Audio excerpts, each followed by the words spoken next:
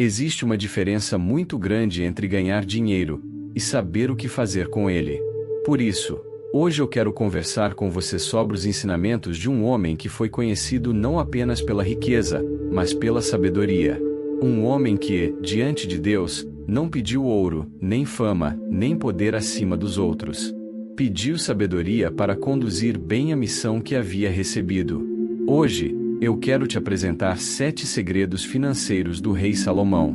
Não como promessas fáceis. Não como atalhos. Mas como princípios de vida. Princípios que podem fortalecer sua casa, proteger sua paz e trazer mais lucidez para a maneira como você lida com o que Deus coloca em suas mãos. Então permaneça comigo até o fim. Porque, no meio deste vídeo, existe uma lição de Salomão que talvez toque mais fundo do que qualquer conselho sobre finanças.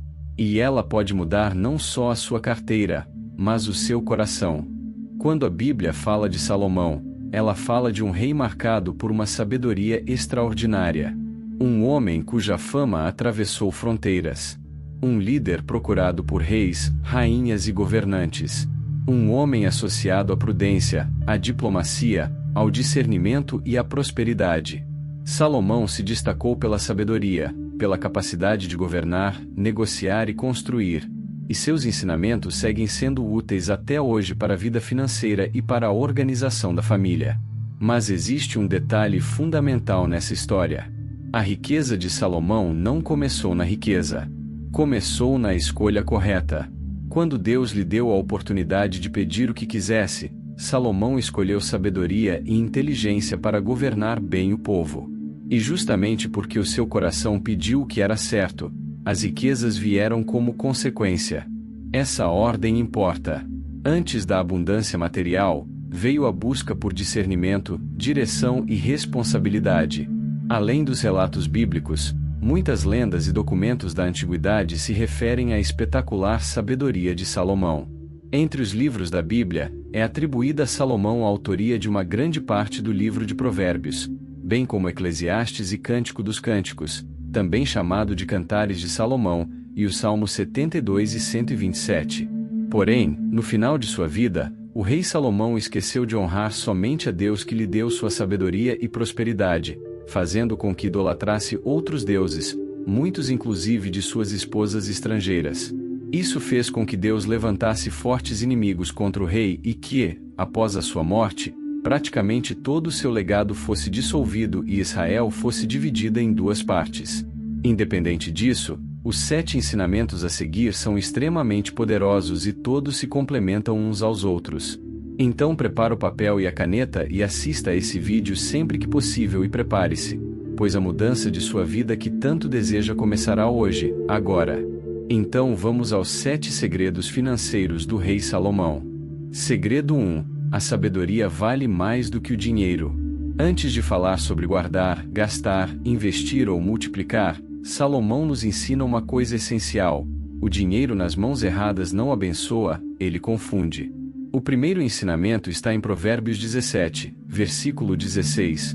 De que serve o dinheiro na mão do tolo, já que ele não quer obter sabedoria? Há pessoas que imaginam que todos os seus problemas acabariam se tivessem mais recursos. E é verdade que o dinheiro ajuda, alivia, resolve e protege muita coisa. Seria ingenuidade negar isso. Mas Salomão nos lembra que dinheiro sem sabedoria é como entregar um navio poderoso a alguém que não sabe conduzir em alto mar. Pode até parecer força, mas, sem direção, vira perigo. Por isso, o primeiro segredo financeiro de Salomão é simples e profundo: busque primeiro sabedoria. Sabedoria para decidir. Sabedoria para dizer não quando o coração quer dizer sim. Sabedoria para não comprar por carência. Sabedoria para não assumir dívidas por aparência. Sabedoria para distinguir necessidade de vaidade. Sabedoria para perceber quando uma oportunidade é bênção e quando é armadilha. Você pode assistir a 100 vídeos sobre finanças e ainda assim continuar repetindo os mesmos erros. Por quê? Porque saber não é o mesmo que aplicar. Conhecimento acumulado não muda destino. Não pergunte apenas: como eu ganho mais? Pergunte também: Como eu me torno mais sábio? Porque uma pessoa sábia talvez até demore mais para crescer, mas cresce com estrutura. E aquilo que cresce com estrutura permanece em pé quando vem o vento. E quando a sabedoria começa a ocupar o lugar certo, a segunda lição aparece quase naturalmente. Porque sabedoria verdadeira não combina com passividade. Segredo 2. Diligência. Fé não substitui responsabilidade. O segundo ensinamento está no trecho Provérbios 10, versículo 4, no qual diz: As mãos preguiçosas empobrecem o homem, porém as mãos diligentes lhe trazem riqueza. Salomão foi muito claro ao ligar prosperidade à diligência. Em outras palavras, mãos diligentes produzem, mãos preguiçosas empobrecem. Diligência é zelo, prontidão, disciplina e ação concreta. Isso é muito importante, porque há uma confusão comum na vida espiritual. A pessoa ora, pede, crê, mas não se movimenta. Espera uma colheita que nunca foi plantada. Deseja uma mudança que nunca foi organizada. Sonha com estabilidade, mas não muda hábitos. A fé é sagrada. Mas fé não é desculpa para desordem. Confiar em Deus não é abandonar a responsabilidade. É justamente assumir a responsabilidade com o coração firmado em Deus. Talvez você conheça alguém assim. E talvez, em algum momento, todos nós tenhamos sido assim um pouco. A pessoa quer melhorar de vida, mas não anota gastos. Quer sair do aperto, mas continua comprando por impulso. Quer ter paz financeira, mas nunca senta para conversar seriamente sobre orçamento dentro de casa. Diligência é a coragem humilde de fazer o que precisa ser feito. É levantar e olhar para a realidade com honestidade. É abrir a fatura sem medo. É encarar a planilha. É cortar excessos. É rever contratos. É procurar uma renda extra. É estudar o mínimo necessário antes de tomar decisões importantes. Diligência não é viver correndo. Não é viver cansado sem propósito. É viver atento. A pessoa diligente não é a que faz tudo. É a que não negligencia o que importa. E aqui existe algo bonito para a vida cristã. Quando você cuida bem do que tem, você honra aquele que confiou isso a você. O pouco, quando bem administrado, ganha dignidade. O orçamento doméstico deixa de ser só conta e passa a ser também testemunho de responsabilidade, maturidade e temor a Deus. Só que diligência sozinha ainda não basta. Porque há pessoas esforçadas que trabalham muito e vivem apagando incêndio. E isso nos leva ao terceiro segredo. Segredo 3. Combate a preguiça. O terceiro ensinamento está em Provérbios 19, versículo 15. A preguiça leva ao sono profundo e o preguiçoso passa fome. Existe uma diferença entre cansaço e preguiça. Cansaço pede descanso. Preguiça pede confronto. E isso precisa ser dito com serenidade, mas também com verdade. Porque muita gente boa, honesta, de fé, com bons valores, acaba travando a própria vida não por falta de capacidade, mas por adiar demais o que sabe que precisa fazer. A preguiça não aparece apenas como falta de movimento. Ela aparece como um sono profundo. Como se a pessoa fosse ficando anestesiada. Como se deixasse de perceber a realidade. Como se acostumasse a adiar, a empurrar, a esperar, a sonhar sem agir. E esse talvez seja um dos maiores perigos da preguiça. Ela nem sempre se apresenta de forma escandalosa. Às vezes, ela vem disfarçada de amanhã. Amanhã eu organizo minhas contas. Amanhã eu começo a guardar. Amanhã eu converso com a família. Amanhã eu vejo isso. E, quando a pessoa percebe, perdeu tempo, perdeu oportunidades, perdeu força, perdeu anos. A pobreza, em muitos casos, não nasce apenas da falta de recurso. Ela nasce também da negligência, da passividade, da desorganização, da ausência de constância. Não estou falando aqui de quem luta, trabalha e enfrenta dificuldades reais da vida. Estou falando da atitude interior de quem espera colheita sem plantar, de quem deseja mudança sem disciplina, de quem quer resultados sem constância. E aqui entra uma reflexão muito humana. Há pessoas que não fracassaram porque lhes faltou inteligência. Fracassaram porque lhes faltou perseverança. Não foi falta de talento. Foi excesso de adiamento. Não foi falta de sonho. Foi falta de movimento. Combater a preguiça, portanto, não é apenas trabalhar mais. É despertar. É sair da anestesia. É parar de esperar condições perfeitas. É fazer hoje o que a consciência já sabe que precisa ser feito. Porque a preguiça não destrói tudo de uma vez. Ela vai corroendo aos poucos. Rouba tempo, ritmo, credibilidade e futuro. E o mais triste é que muita gente percebe tarde demais. Por isso, esse segredo de Salomão é tão importante. Prosperidade não combina com braços cruzados. Fé não combina com paralisia. Esperança não combina com acomodação. Quem quer viver melhor precisa, em algum momento, vencer essa batalha interior e dizer: com a graça de Deus, eu vou me levantar e fazer o que precisa ser feito. Mas existe outra coisa que Salomão ensina, e que protege tanto o bolso quanto a alma. Prosperidade sem generosidade endurece o coração. Segredo 4. Dinheiro sem propósito endurece a alma. O quarto ensinamento está em Provérbios 22, versículo 9, em que diz: quem é generoso será abençoado, pois reparte o seu pão com o pobre. Essa lição com certeza é uma das mais mal interpretadas dentre os provérbios. A generosidade aparece como um princípio importante. E aparece também uma lembrança essencial: prosperar precisa ter propósito. Não apenas acumular, mas usar bem. Não apenas crescer, mas fazer o bem com aquilo que foi confiado às nossas mãos. Esse é um ponto delicado e bonito. Porque muita gente sofreu tanto com falta de dinheiro que, quando começa a melhorar, corre o risco de deixar o coração refém daquilo que conquistou. Passa a viver para reter, para controlar, para temer a perda o tempo todo. Só que Salomão nos lembra de algo que o povo de fé precisa ouvir sempre: o dinheiro é ferramenta, não identidade. Você não vale pelo que possui. Você não se torna maior porque acumulou mais. E também não está condenado porque teve perdas. Generosidade, aqui, não significa irresponsabilidade. Não significa entregar o que fará falta à sua casa. Não significa viver sem critério. Significa lembrar que prosperidade saudável não fecha a mão nem seca o coração. Uma pessoa generosa reparte o pão, tempo, conselho, apoio. Às vezes, o que alguém mais precisa de você não é de um valor alto. É de uma palavra sábia. É de uma indicação. É de uma ajuda concreta num momento apertado. É de uma presença digna. E por que isso importa financeiramente?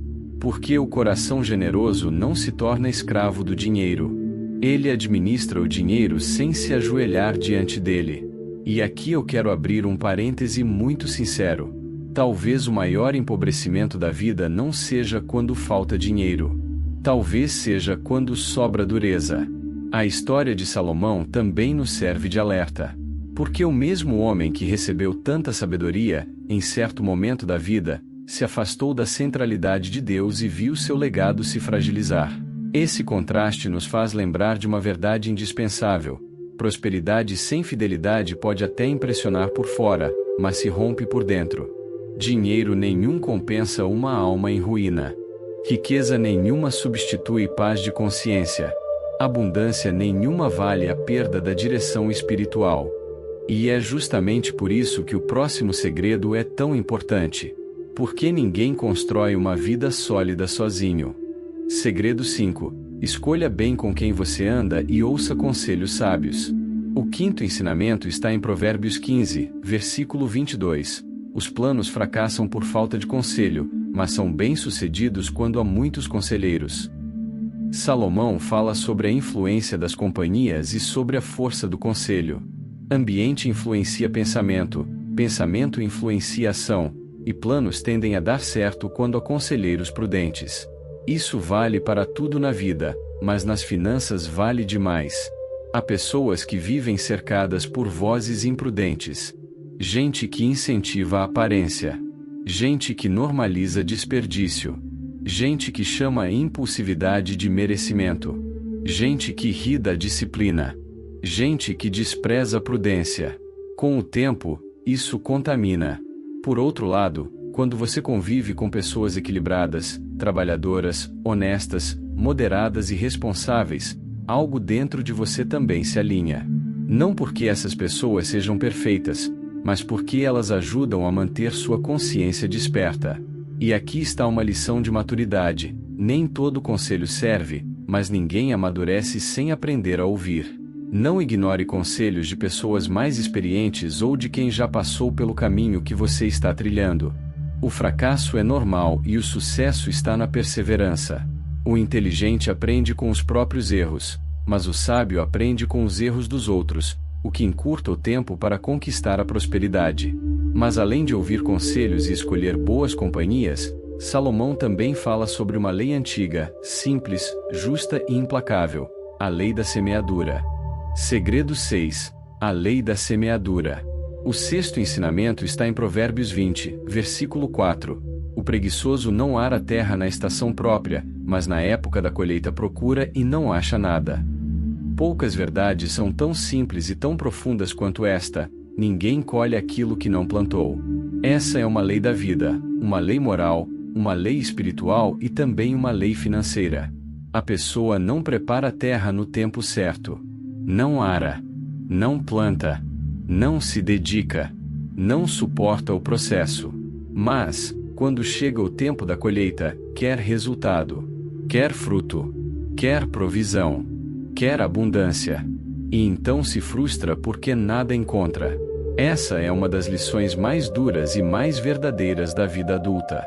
Muita gente ama a ideia da colheita, mas nem todo mundo aceita o peso da semeadura. Porque semear exige fé, exige paciência, exige esforço antes da recompensa, exige continuar mesmo sem aplauso, exige trabalhar sem ver tudo imediatamente. E é justamente por isso que tanta gente desiste. Mas Salomão nos chama de volta para a realidade. O resultado de amanhã está profundamente ligado ao que fazemos hoje. Se você planta disciplina, colhe estabilidade. Se planta negligência, colhe aperto. Se planta prudência, colhe paz. Se planta impulsividade, colhe desordem. Se planta constância, colhe confiança.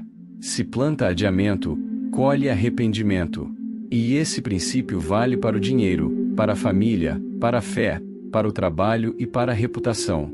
A lei da semeadura é implacável, e o resultado está ligado à entrega, à sabedoria e à disposição de agir no tempo certo. O texto ainda associa essa negligência à imagem do campo abandonado, tomado por ervas daninhas e ruína, ecoando o alerta de Provérbios 24 sobre o campo do preguiçoso. Isso é muito forte, porque a vida não costuma ruir de repente. Ela vai sendo abandonada aos poucos, como um campo sem cuidado. Primeiro surgem pequenas negligências. Depois a desordem cresce. Depois o muro cai. Depois o prejuízo aparece. E, por fim, a pessoa olha em volta e se pergunta: como cheguei até aqui? Chegou pela ausência de semeadura. Salomão nos lembra que a colheita só é bonita porque houve um tempo silencioso de plantio. Ninguém vê a semente debaixo da terra. Mas é ali que o futuro começa. Para fechar, chegamos a um dos ensinamentos mais poderosos de Salomão. Porque não basta trabalhar muito. É preciso afiar o machado. Segredo 7. Trabalhe com sabedoria, afie o machado. O sétimo ensinamento está em Provérbios 14, versículo 23. Todo trabalho árduo traz proveito, mas o só falar leva à pobreza. Entenda o trabalho árduo como foco e concentração nos seus objetivos. Conseguir a prosperidade requer trabalho e suor. Somente pensar e falar positivo não adianta, tem que agir. Pensamentos conduzem a sentimentos, sentimentos conduzem a ações e ações conduzem a resultados. Complementando, Eclesiastes 10, versículo 10 diz: se o machado está cego e sua lâmina não foi afiada, é preciso golpear com mais força, mas agir com sabedoria assegura o sucesso. Talvez este seja um dos segredos mais fortes de todos. Não basta esforço bruto, é preciso trabalho inteligente, foco, aperfeiçoamento e adaptação. A imagem do machado é perfeita.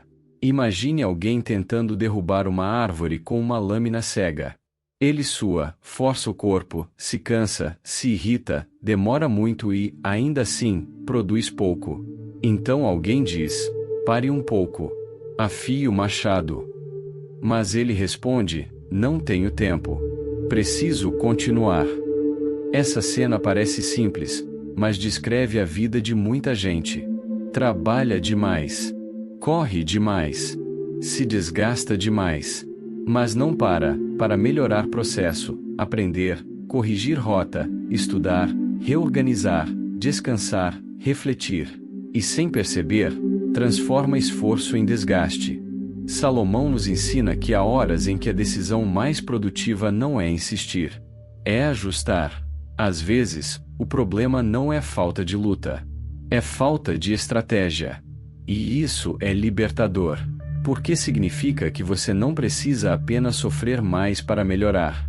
Talvez precise aprender melhor, organizar melhor, escolher melhor, insistir menos no errado e perseverar mais no certo. Salomão não glorifica a exaustão. Ele honra a sabedoria aplicada. No fim das contas, os 7 segredos financeiros do rei Salomão não falam apenas de riqueza. Eles falam de governo. Governo do coração, dos impulsos, da casa, das escolhas, do tempo, do que entra e do que sai. Mas, acima de tudo, lembre-se disto: o maior ensinamento de Salomão talvez não seja sobre como enriquecer. Talvez seja sobre como não perder a alma no caminho. Porque há muita gente tentando subir na vida, mas sem saber o que vai sacrificar para subir. Salomão nos convida a prosperar com consciência, com temor, ordem, humildade, propósito e reverência a Deus. E isso, sim, é uma prosperidade que vale a pena. Eu espero, de coração, que esta mensagem tenha falado não só à sua mente, mas também ao seu espírito. Que esses princípios tragam luz para suas decisões, paz para sua casa e direção para sua caminhada. Agora eu quero ouvir você. Qual desses 7 segredos mais tocou o seu coração hoje? Qual deles você sente que precisa colocar em prática com mais urgência? Escreva aqui nos comentários. Sua resposta pode abençoar outras pessoas que também estão vivendo lutas silenciosas nessa área.